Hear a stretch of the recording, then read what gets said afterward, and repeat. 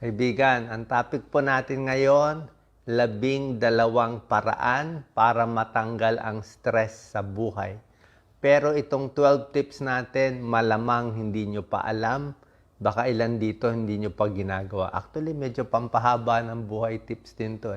So, 12 tips Hindi ko na pag-uusapan yung mga dating tinuturo ko na mga tamang pagkain, tamang iniinom, tigil si bisyo, tigil sigarilyo. Hindi ko nasasali yan. Alam nyo na dapat yan. Pero itong 12 tips pang alis ng stress. Tingnan natin kung baka hindi nyo pa ginagawa. Number 1, tamang paghinga. Okay? Libre. Wala nang libre ngayon. Hangin na lang ang libre. So, breathing. Dapat ang paghinga galing sa ilong. Ganito.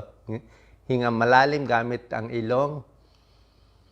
Bilang 4 seconds. Pigil 2-3 seconds. Exhale sa bibig. Tapos habang humihinga, pwede kang mag-hum.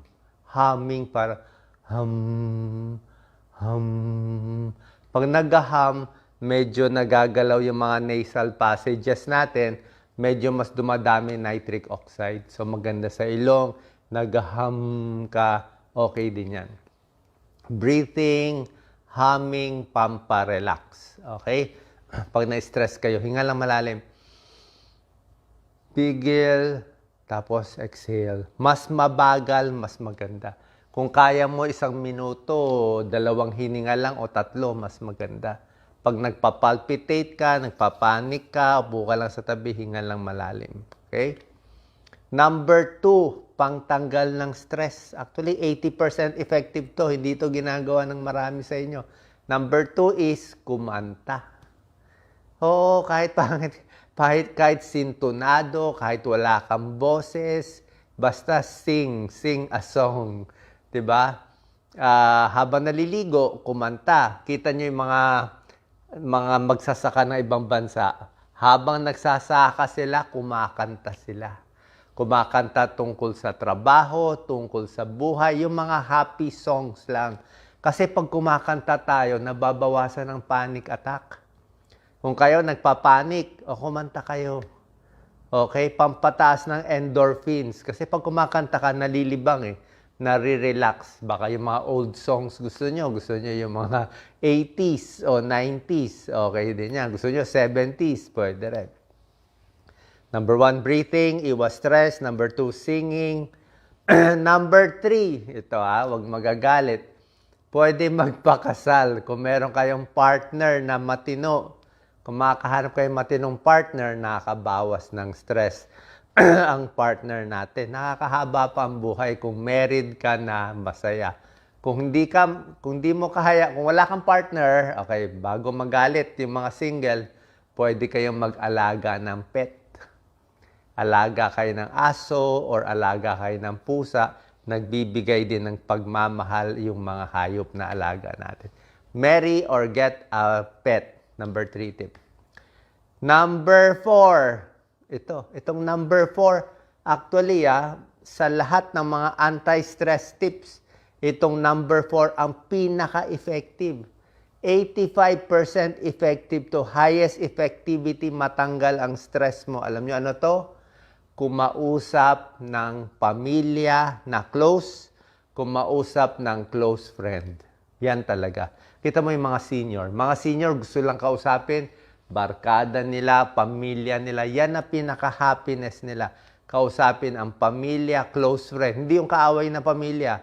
Yan na magpaparelax sa'yo. Yan na magbibigay ng purpose, magtutulungan, magwakwentuhan, helping each other. Yan ang pinakamaganda. Tama? Mali.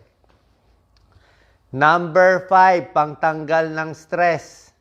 Maglakad-lakad. Okay? Yung paglalakad mo, pwede kang walking and being active. Pwede kang maglakad sa mall, pwede ka tumingin-tingin, gumawa ka sa bagay. So, active, moving. Pwede rin exercise or something. Walking or be active. Okay? Kasi pag naglalakad tayo, naglalabas ng good hormones yan. Tapos, maganda pa for circulation. Maganda for circulation. Number 6, bawas stress and pampasaya. Pampasaya to. magpaaraw sa umaga. Morning sunshine. Okay, ang advice lang talaga sa umaga o sa hapon, pwede, mga 10 to 15 minutes. Huwag yung tindi ng araw. Kasi, pag na-expose tayo sa araw, nababawasan ang depression. Tunay po yan. Para tayong baterya. Ang tao parang baterya. Di ba, pag battery, inarawan mo, lumalakas. Ganon din yung tao. Pag naarawan konti, nawawala ang depression. Kaya yung mga bansa na may winter na matagal, meron silang nadidepress sila. Marami nadidepress sa winter. Kita mo, yung mga may depress, pagbaba ng araw, pag gumagabi na, nalulungkot sila. Hindi to mga vampire sa gabi. Basta gabi, nakakalungkot. Makita mo yung buwan, may nalulungkot sa gabi. Pag sa umaga, sumasaya. May mga ganong sakit yun. May ganong sakit, affective disorder yun. So, konting araw sa umaga, pag gabi madilim para makatulog. Number 7, para matanggal ang stress, dapat gamitin ang utak. Okay, hindi pwede hindi ginagamit ng utak. Pag hindi mo ginagamit ng utak, madidepress tayo. Anong klaseng paggamit ng utak? Pwede ka mag-daydream, managinip ng mga plano mo. Okay? Kung may edad na, pwedeng old memories. Diba? Mga may edad, mahilig magkwento ng luma, anong panahon namin, okay yun. Nare-relax sila doon. Maganda yun. Kasi naalala nila nung bata pa sila, walang ka-stress-stress nun di ba? Positive thoughts, gamitin din yung utak natin. Pwede mag-puzzle, mag-solve. So, ginagamit yung utak. Huwag magre-retiro para at least may ginagawa. Kasi pag mag-isa, malungkot din, madidepress kayo. Number 8, magugulat kayo dito. Walang magagalit kasi tunay ito Ito, matutuwa yung kabataan. Number 8, 78% effective in reducing stress. Alam nyo ano? Playing video games. Sabihin, Dok, tinuturuan mag-video game. Marami ng pag-aaral yan. Hindi ko sinabi buong araw mula umaga, gabi mag-Mobile Legend, tapos wala nang gagawin buong araw. Hindi pwede yon. May stress ka, hindi ka nakakain, may namamatay dyan. Yung maglalaro ka lang video game, mga 1 hour lang. Less than 1 hour, 1 hour, pamparelax. Actually, mga video game, nakakatanggal ng mga sakit. Mga arthritis, sakit-sakit, natatanggal niya. Yung mga may cancer na mga bata, pinapalaro ng video game. Lalo na yung video game. Merong special game na pinapatay mo yung mga cancer cells Pinapatay mo yung... Tsaka ang maganda sa video game, di ba, ginagamit ang kamay, ginagamit ang utak. Ang nangyari, nakafocus ka nalilibang ka. Meron namang video game yung mga dati, yung mga Wii na very active o yung pasayaw-sayaw, okay din yun, mas maganda. So, it relaxes you, nakakabawas ng stress. Pero, less than 1 hour lang. Hindi puro video game. Diba? Malilibang ka, lalo na sa mga depressed, maganda yan. Number 9. Pero pag nasobrang kayo na video game, sumunod kay nanay, kay tatay. Diba? 1 hour lang, trabaho na sa bahay. Number 9. Maganda ring tip to. Ito, healthy tip din. Bawasan ang pagkain. Diba? Isip mo, naku, na-stress ako. Dapat dami kong kakainin. Diba? Emotional eating to May problema ako. Ang problema, mas mataba tayo, mas mabigat tayo, mas malungkot tayo. Mas mabigat, mas mataba, overweight, mas maikli din yung buhay.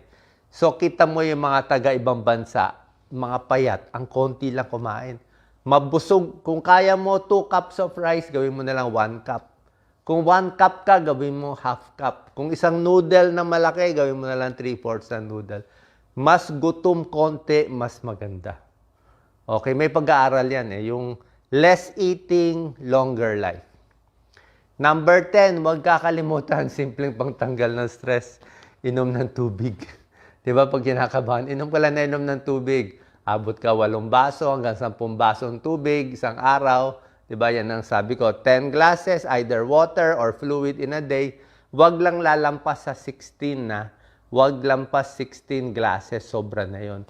Hanggang mga 8 to 10 na fluid or water. Maganda kasi, inom ka ng tubig, maraming sakit mapapagaling hilo, migraine, UTI, kidneys, pati sa puso, may tulong lahat yan.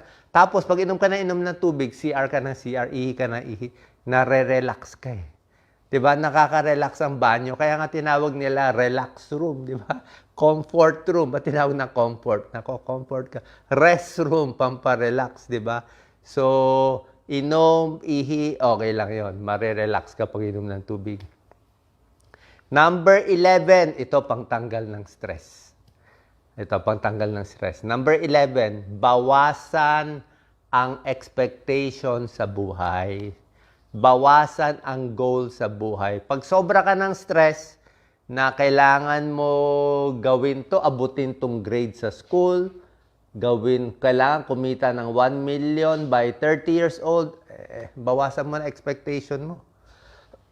Kung magkano na lang. Kailangan mahabol ko to. Huwag na natin. Bawasan mo na yung goal mo. Kasi stress ka na eh. Hindi mo na kaya. So, bawas stress, di ba? Pag kaya mo magpaka-stress, sige, taas mo ulit expectation mo. Pero, pag binawasan mo goal mo sa buhay, pwede na. Like, pag medyo sa mga may edad, ina-expect natin, lahat walang sakit sa katawan. Imposible. Basta senior, may masakit sa katawan. Either leeg, either likod, hindi makatulog, masakit ang paa, may problema lagi, may problema sa prostate, sa ihi, halo-halo, may bukol na binabantayan, wala talagang perfect health eh. Kaya makakatrabaho lang, makaka-enjoy, makakasama pamilya, makatulong sa kapwa, pwede na yun. Reduce expectation, number 11. And number 12, syempre nilagay ko the best for last, syempre dapat magdasal, mag-meditate, o tahimik lang, depende kung ano paniniwala nyo sa simbahan nyo. Kung di kayo naniniwala, pwede naman nature eh. Meditate ka lang sa nature. Nakita mo yung mga bundok-bundok, puno-puno, o magtanim-tanim, nakakabawas nito ng stress. Okay? Sana po nakatulong to ha. 12 tips, kakaiba lahat ha. Yung singing, maganda yan. Number 2, ha? Gawin nyo yan. Kahit sintonado, subukan nyo, maniwala kayo. Kahit sintonado, wala ka sa tono, wala namang makikinig sa iyo eh. Huwag mo na i-karaoke, kawawa naman yung kapitbahay. Basta kumanta ka lang mag-isa, yung mga lumang kanta, masasayang kanta, kahit wala sa tono, okay lang yung marirelax ka. Sana po nakatulong tong tips dahil sobrang stress ang tao ngayon. Sa gulo, sa presyo, sa gulo, ang daming mga issue, na kinakaharap po natin. God bless po.